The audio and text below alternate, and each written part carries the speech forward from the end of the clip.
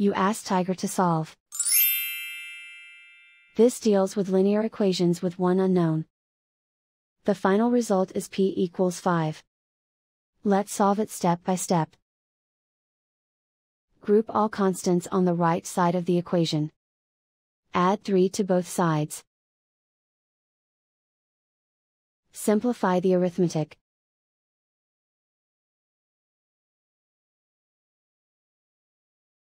Isolate the p.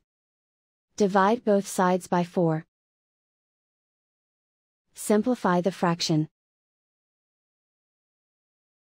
Find the greatest common factor of the numerator and denominator. Factor out and cancel the greatest common factor.